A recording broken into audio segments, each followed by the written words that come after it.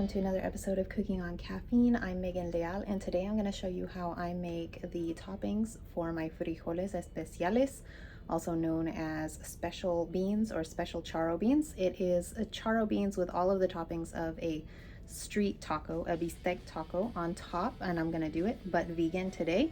I've already made my 20-minute vegan charro beans, and you can see the video for that. I'll pop it up here. I'll also pop the link down in the description. But these are all of the ingredients that you need in order to make the street taco topping. And by the way, you can just turn this into tacos if you want. You don't even have to put it on top of your beans. Just put it in a tortilla, call it good, and it's just as delicious. Let me show you the ingredients. Okay, these are the ingredients that you need in order to make the especial part of the Frijoles Especiales. I'm using Gardein ground beef, the plant-based ground beef as the base, and then I have some bacon bits, vegan bacon bits. This and the McCormick brand are both vegan. They're in the salad topping section of your grocery store. We're going to use a little bit, just a little bit of vegetable shortening. You can also use refined coconut oil if you don't want to do the shortening, and if you don't want to do the oil at all, you can just use a little tiny bit of vegetable broth instead, because we are going to cook down some sliced onions to go on top. We're also going to have avocado. You can slice up an avocado if you want, or if you're like me and you're not so good with the slicing anymore or ever, you can use a little pot of avocado like this. These are lifesavers for me when my arthritis is flaring. And then on top, I'm just gonna be lazy today and use some of my vegan mozzarella shreds. I love this brand, Vegan. It's amazing if you haven't tried it. And then I'm also gonna be posting my recipe for vegan queso fresco very soon. Once I have that, I'll pop it up in the top of the video and in the description below. But that's it. It's pretty simple. Oh, I've also got limes and cilantro there, because you can't live without limes and cilantro. And then of course your beans, and then or tortillas if you want to just do the tacos. But that's that. Let me show you how I do it. All right, step one, I have chopped the ends off of both of the onions and peeled off the outer layer, and then I cut it in half. Now I am going to pop these down, and I am going to use the knife to make small slices all the way down. If you can't slice an onion, I'm actually having a really hard time right now. You can buy pre-sliced onions in the freezer section, and they will work great for this recipe. All right, we are going to use a non-stick skillet, and I am going to put it up to medium heat, and we're just gonna let that heat up.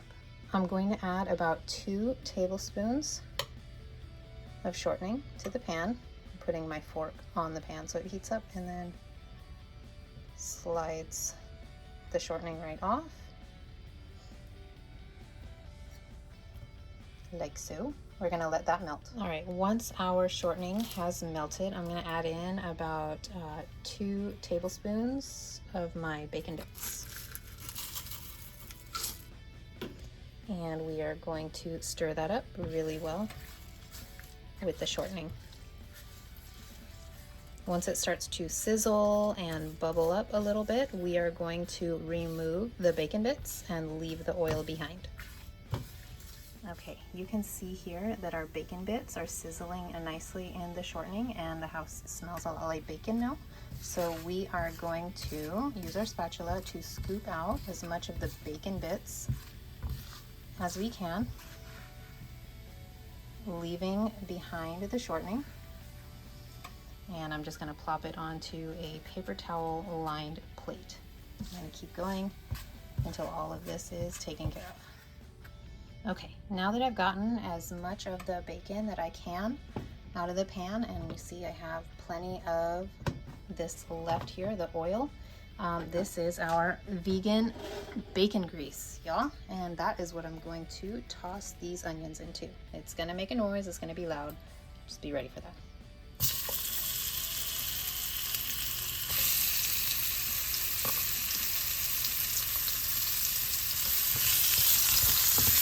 Stir it around, and we're gonna let these cook down until they're nice and golden.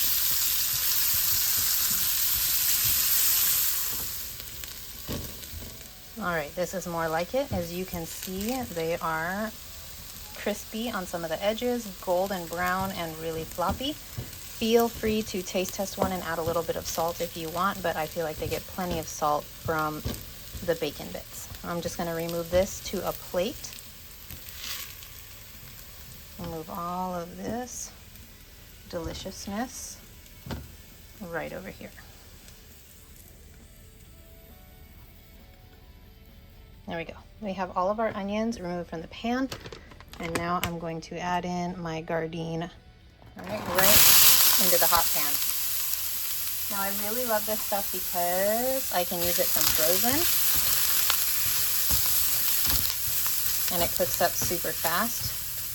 So since I am actually using this ceramic electric stovetop, that one escaped. I'm going to turn off the heat now, and the residual heat from cooking the onions is going to cook this ground for me. I'm just going to do this until it is piping hot. Okay, so my grounds here are nice and hot, and you don't have to do this, it's optional, but I'm going to add a little bit of extra garlic because I really enjoy garlic. Not much, maybe a quarter of a teaspoon. I'm going to add some salt because I enjoy my food well seasoned as well, about the same amount as I did garlic. And then I'm going to add a little bit of black pepper to it. Now I like to use the cheap stuff for this because it's really finely ground, and I'm not adding a whole lot, just enough to spice it up a little bit. You can also add a little bit of liquid smoke, but I don't think it needs it with the grilled onions and the bacon grease that we had going on here. So I'm just going to stir this up.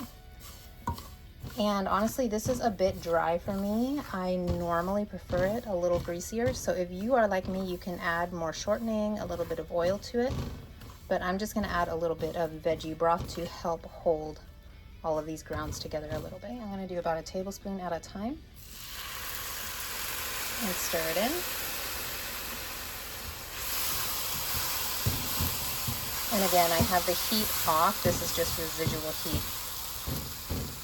from the pan and from my stovetop. It's still a bit dry, so I'm going to add another tablespoon or so.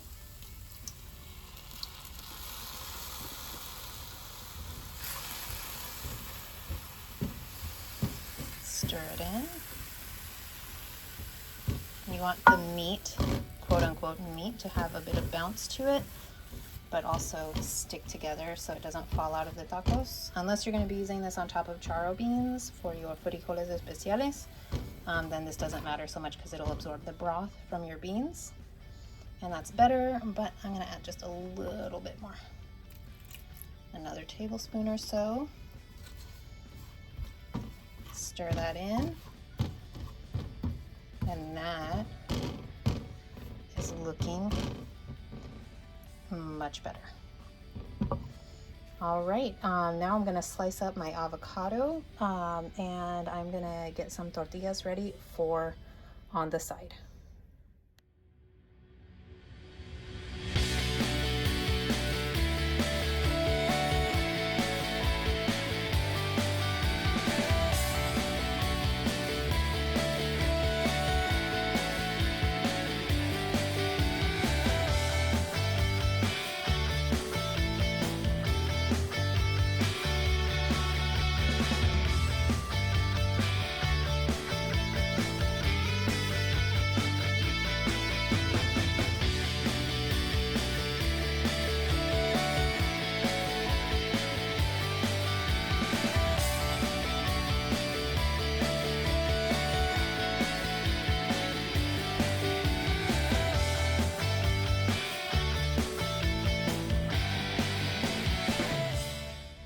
Here I've got my spread ready for my street taco filling slash topping.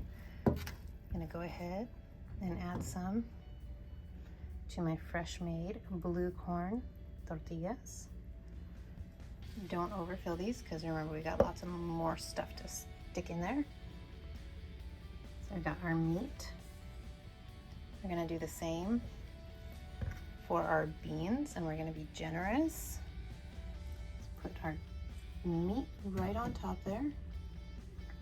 A couple spoonfuls. On top of the meat, we're gonna add some grilled onions.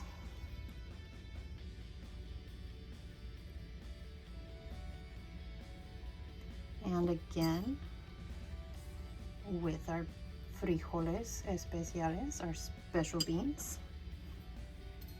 On top of this, we have our avocado.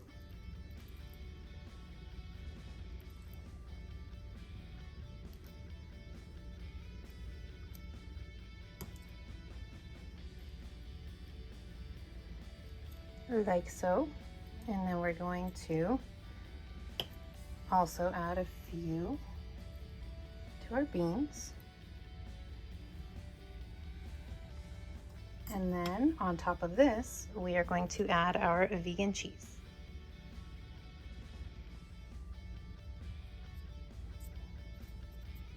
And now, fresh cilantro.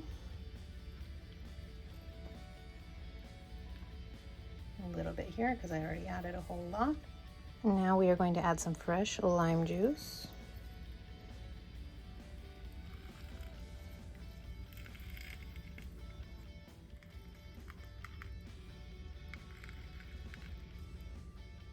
As well as to our frijoles. Now it is looking great, but last but not least, if you so choose, we are going to add a little bit of salsa. I like green salsa. You can use whatever your favorite is.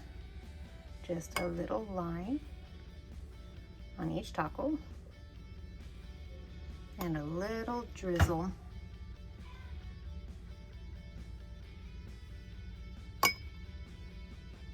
in our charro beans.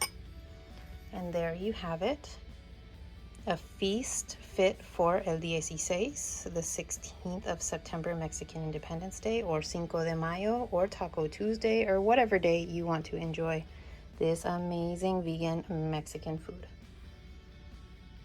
These are my vegan street tacos. Supposed to be like bistec tacos that I used to get in Matamoros, Mexico. And the Frijoles Especiales that I modeled after the restaurant that I used to love in Los Fresnos, Texas, called Mario's. Antojitos Mario's. But this is the vegan version.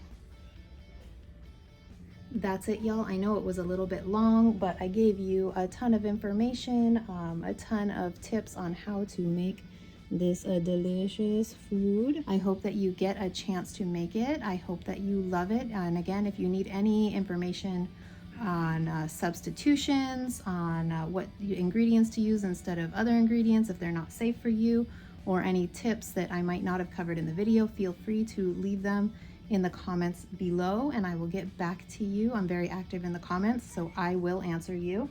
And go ahead and check out all of my other recipes on the channel. I've got the recipe for the charro beans up here, and I'm going to be adding the recipe for my vegan queso fresco very soon as well. Check out the description for the links to those. And yeah, that's it. My vegan Mexican feast for Mexican Independence Day 2022. Thank you guys for tuning in, and may you and your coffee both be strong.